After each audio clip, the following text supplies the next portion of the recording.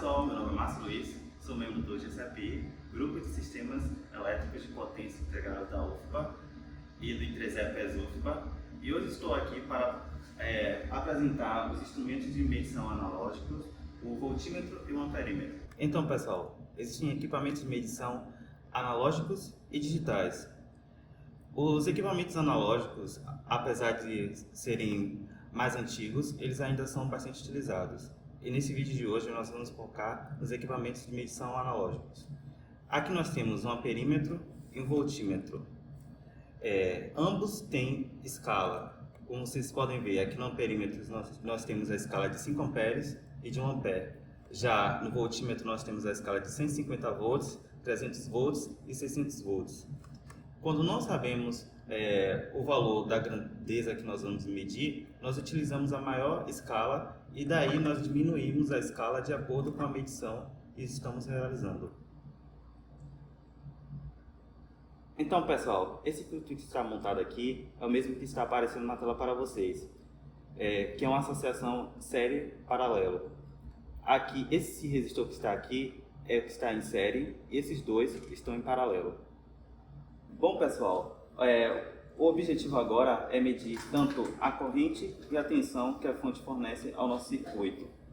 Para a gente medir a corrente, nós utilizamos o amperímetro, e o amperímetro ele sempre tem que estar em série com o circuito que nós queremos medir. Então, para a gente fazer isso, a gente abriu o circuito, colocou o primeiro cabo conectado na referência, depois na saída do amperímetro e ligamos até a entrada do nosso circuito. Agora o voltímetro, nós conectamos em paralelo com o nosso circuito para medir a tensão que a fonte fornece. Nós colocamos aqui na entrada do circuito a primeira conexão da referência e da saída do voltímetro na saída do nosso circuito. Então pessoal, como eu falei anteriormente, por segurança é sempre bom colocar a maior escala. Aqui nós colocamos 600 volts para o voltímetro e 5 amperes para o amperímetro. A nossa fonte é trifásica, com 3 fases e sem neutro. O menor valor de tensão que nós podemos obter daqui é a tensão de linha fase-fase, 220 volts. Então, para essa prática, nós estamos utilizando um varivolt. Ele varia a tensão de 0 a 240 volts. E com essa roldana, nós variamos o valor da tensão que é fornecida ao nosso circuito. Então, pessoal, como vocês puderam ver ali, tanto a tensão e a corrente está zerada. Então, eu vou girar aqui a roldana e vocês vão poder ver que o valor tanto da tensão da corrente vai aumentando à medida que eu vou girando a roldana aqui.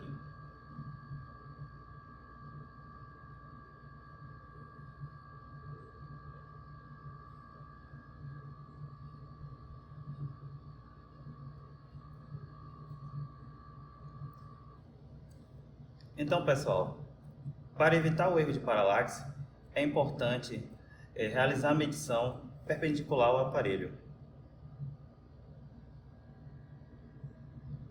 Como podemos ver aqui, a corrente está acima de 1 ampere, isso quer dizer que a escala que nós estamos utilizando está correta, porém a tensão ela está bem abaixo de 600 volts, então nós temos que mudar a escala para ter uma percepção melhor do resultado.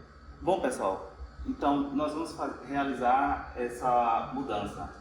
Primeiro de tudo, nós temos que desligar o circuito e então diminuir gradativamente a escala de medição. Agora, ligando de novo o circuito, nós podemos observar que o valor medido está aqui entre 240 volts. Bom pessoal, como esse valor medido é maior do que o intencionado, que é de 120 volts, eu vou girar a roldana aqui do varivolt para ir reduzindo essa tensão até o valor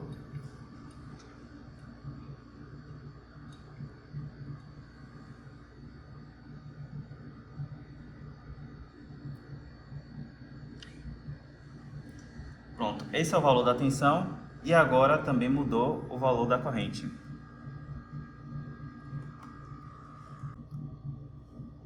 Então, como a tensão agora está abaixo de 150 e a corrente está abaixo de 1 ampere, nós podemos utilizar tanto a escala de 1 ampere para o amperímetro e a escala de 150 para o voltímetro.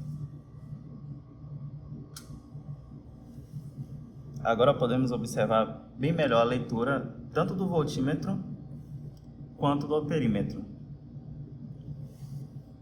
O procedimento que foi efetuado aqui foi para realizar a medição da tensão e da corrente que é fornecida ao circuito pela fonte. Como vocês podem observar aí na tela, o circuito montado é o mesmo, porém o objetivo agora é medir tanto a tensão absorvida na resistência 2 e a corrente que atravessa ele. Então, ligando o nosso circuito e aplicando o mesmo valor de tensão do anterior, ou seja, 120 volts, nós temos aqui um valor de 0,4 amperes que atravessa essa resistência e um valor de por volta de 38 volts nessa resistência.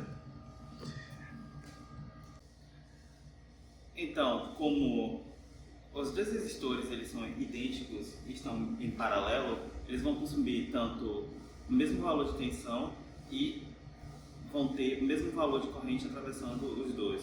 Então, realizar a medição nessa resistência 2 e realizar a medição nessa resistência 3, vamos obter os mesmos valores de corrente e de tensão. Agora vamos utilizar o watímetro analógico para medir a potência ativa consumida pelo circuito que está na tela. Agora vamos medir a potência ativa consumida pelo circuito que está na tela. Para isso, vamos utilizar o watímetro analógico, que é o instrumento de medição utilizado para medir potência ativa. Cortamos na bancada o circuito que está aparecendo aí na tela. Agora vamos energizar o circuito. A tensão está regulada para 120 volts. Lembrando que devemos ter atenção quanto ao erro de paralaxe, fazendo a leitura das medidas perpendicular ao visor do instrumento de medição. Para fazer a medição de potência ativa, o watímetro precisa medir a tensão e a corrente daquela carga que a potência está sendo medida. Como podemos ver na tela, conectamos os cabos em série com a carga para medir a corrente total do circuito. E para medir a tensão, conectamos os cabos em paralelo com a carga.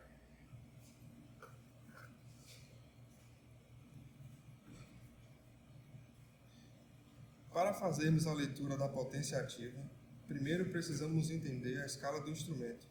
Nesse caso, para cada nível de tensão selecionado, teremos um valor de potência máxima medida pelo instrumento, que é o múltiplo de 5 da tensão. Como estamos alimentando o circuito em 120 volts, usaremos a escala em 150, o que permite medir até 750 watts. No nosso caso, podemos ver a medida do instrumento em 19. Como o fator de 150 para 750 é de 5 vezes, multiplicamos o resultado lido na escala do instrumento por 5 e obtemos o valor de potência ativa consumida pelo circuito, que nesse caso é 95 watts. Podemos obter o valor de fator de potência de forma indireta. Para isso, vamos medir a tensão que alimenta o circuito e a corrente total do circuito. Nesse caso, temos 120 volts de tensão de alimentação e 0,75 ampere de corrente no circuito. Agora, vamos medir a potência individual em cada carga. Para a carga Z1, tivemos 60 watts. Para a carga Z2, medimos aproximadamente 16 watts. Para a carga Z3, medimos aproximadamente 16 watts. Observamos que a carga Z3 e a carga Z2 tiveram o mesmo valor de potência. Isso ocorre pois ambas estão em paralelo e possuem o mesmo valor de resistência. Com isso, se somarmos as potências absorvidas em cada carga, teremos o valor aproximado da potência total fornecida pela fonte, que é de aproximadamente 92 watts.